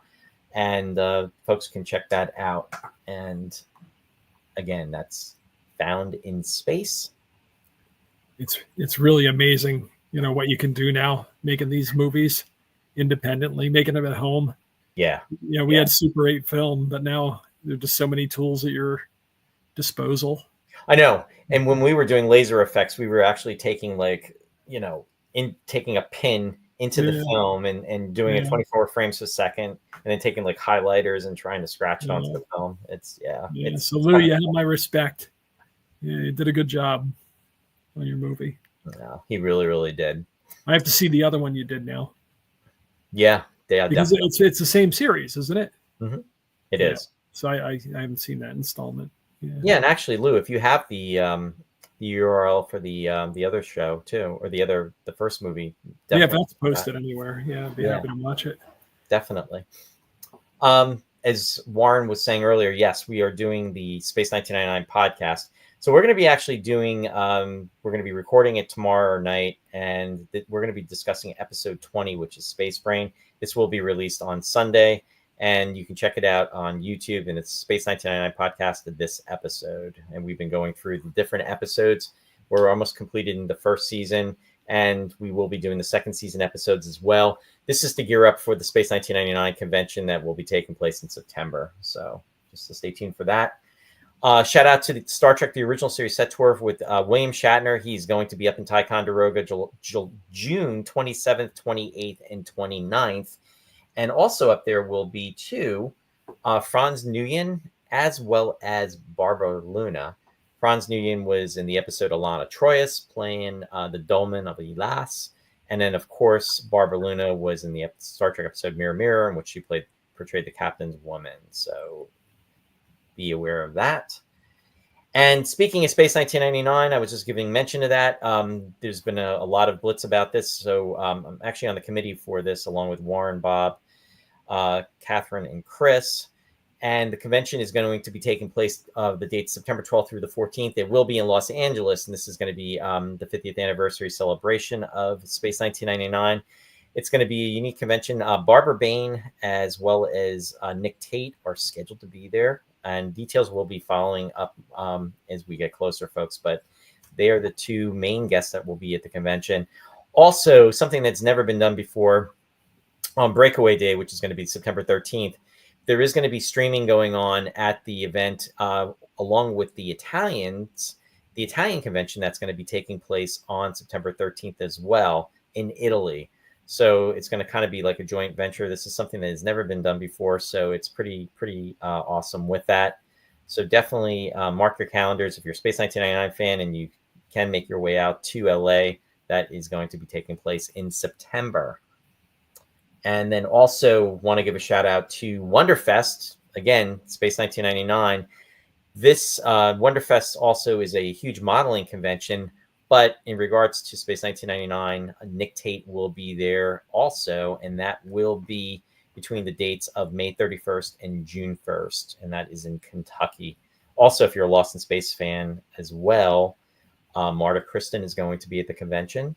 And also, I'm blanking out on her name, which is really terrible, so I'm not going to mention her name because I can't think of her name at the moment. But there's going to be Star Trek representation. It's oh my goodness, that's terrible. I'm blanking out. So anyway, check out the website, www.wonderfest.com, for the details of all the guests that will be there. But I wanted to make sure that everybody knew about Nick Tate being there. Also, shout out to my son Ryan for Run by Ryan, which he is a online coach, and he provides a service. The website is www.runbyryan.com. It is free to subscribe. If you want to go to the next level, there are different tiers for that, but definitely check out the URL for that. And also a shout out to Martha for Studio One Thrift. If you're looking into thrifting and you want to visit the site, there's a physical store location, which is right in Stroudsburg, Pennsylvania. Also, the website address is www.studioonethrift.com. When you subscribe, actually, if you go to the website, be sure to subscribe so that way you can get informational updates as well. And then Ross, if you can let everybody know what you've got going on. All right. Well, Picture Perfect's probably just about done at this point, but I celebrated the birthday today of Elmer Bernstein. You know, he's the composer of To Kill a Mockingbird and 10 Commandments, and closer, you know, to the in the 70s, he did Animal House and the Blues Brothers, and he did heavy metal. He did his last film was called Far From Heaven. Anyway, The Man with the Golden Arm with Frank Sinatra. But tonight I focused on his westerns, The Magnificent Seven, and other scores on Picture Perfect. That's my movie music show. It's on Friday nights. There's often a conflict of sometimes we get off a little early. You can catch the end of it. Sweetness and Light's my light music show, and that's on Saturday mornings at 11 o'clock Eastern. And tomorrow morning it's April showers bring May flowers, so it's all music about chasing rainbows and rain showers and spring-like music. So that's tomorrow morning at Sweetness and Light. And the Lost Chords, Saturday nights at 7 o'clock Eastern, is this week it's they're collaborative efforts by Italian composers. Antonio Vivaldi and some of his friends wrote a work, and Giuseppe Verdi and his associates wrote a requiem for Rossini. So I'll be playing some selections from that tomorrow night on the Lost Chord at 7:00 Eastern. That's the URL. You can hear it at kwax.uoregon.edu. If you can't hold that in your head, I posted about these shows on my Facebook page at Classic Ross Amico. So I'll tease both Sweetness and Light and the Lost Chord tomorrow morning, and you can find more information at Classic Ross Amico if you care to stream them. That's it. Thanks, Roy. Thanks, Ross. So everybody, just as a reminder, if you haven't done so already, we obviously are on Facebook. So if you can, please follow, like, and share. We really, really very much appreciate it. And then also for YouTube, if you can just subscribe and share. And again, there is no cost for doing either on Facebook or on YouTube. So we just want to help get the word out, and it's very much appreciated. And I just want to say thank you. And again, thank you again for, making the 5 years that much more special. We really, really appreciate it. And just so happy with our viewers. And someone else wanted to wish you a 5-year anniversary. Aw. Oops. Aw. There's Squeaker. We had to get Squeaker on the show. Aw. Hi, Squeaker. He was sad that Pip was on and he wasn't.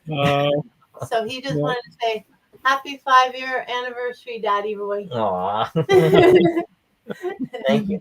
Love you, Squeaker. Love you, hon. Love you. Aw.